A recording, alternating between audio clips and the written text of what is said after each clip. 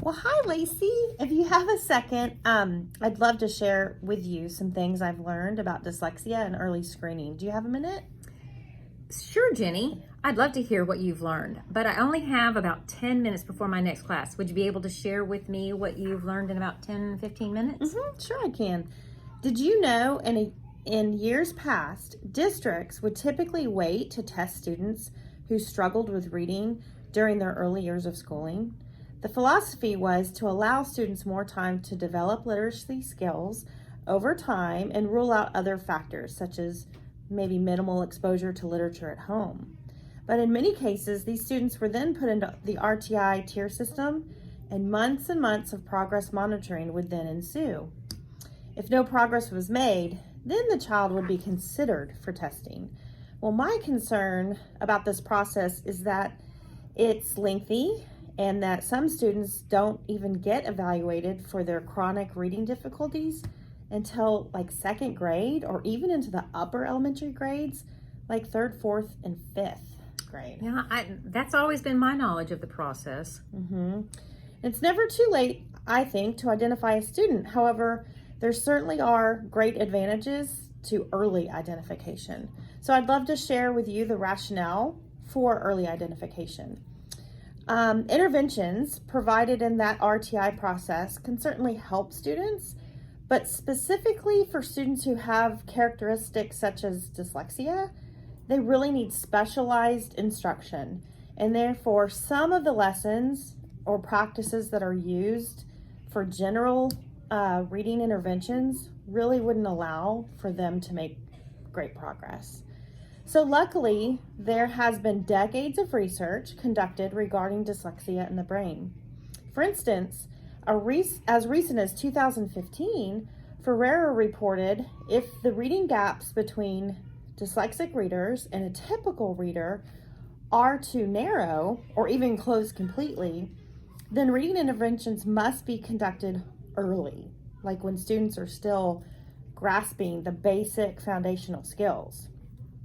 And consistent oversight of a young student's gaps in reading achievement, and particularly those undiagnosed dyslexics, can have very long-lasting, even detrimental effects on their future educational experiences.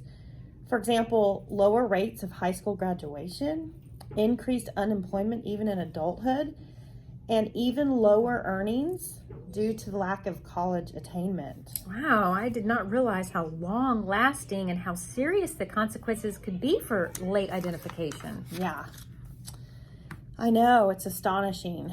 Another set of researchers, Hall and Motes, who wrote the book Straight Talk About Reading back in 1999, they reported that early intervention is critical because the younger the student, the easier it is to remediate their weaknesses. They have proven through their studies that inexpensive screening measures can identify at-risk, even as early as mid-year kindergarten students, with 85% accuracy. And this is a frightening statistic that Hall and Mote shared. Here's what they said. Did you know if intervention is not provided before the age of 8, the likelihood of reading problems continuing into high school is as high as 75%.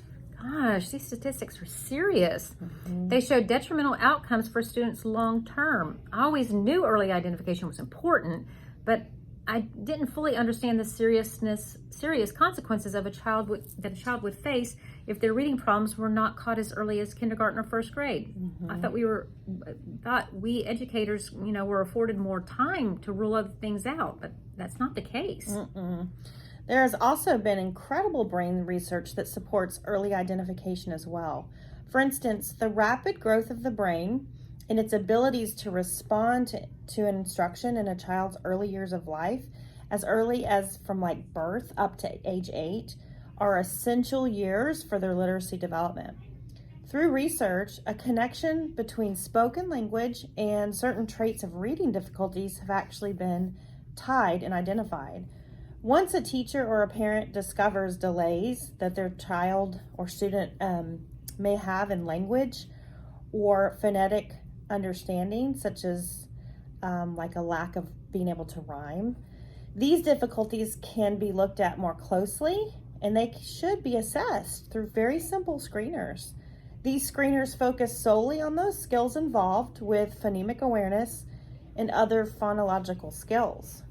And even another byproduct of early identification is sparing children those secondary consequences that come with reading difficulty, such as low motivation, reduced self-esteem, and even depression. Gosh. I was not aware of how very important it is to catch reading difficulties early. As I said, I knew it was important, but the research you've shared with me makes me realize it's not just important, it's critical. It certainly is. Luckily, the state of Texas has even changed its perspective on early identification. In 2017, Texas mandated public schools to screen both kindergartners and first graders for reading difficulties. The Commissioner of Education has even published a list of acceptable screening tools to use to screen in early childhood students.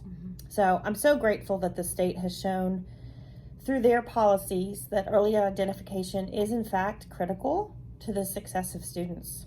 I feel their new mandates of screening will not only allow for early identification of reading difficulties, including dyslexia, but it will certainly spare both students and their families the anguish that can come with unanswered questions and concerns that coincide with reading difficulties. Absolutely.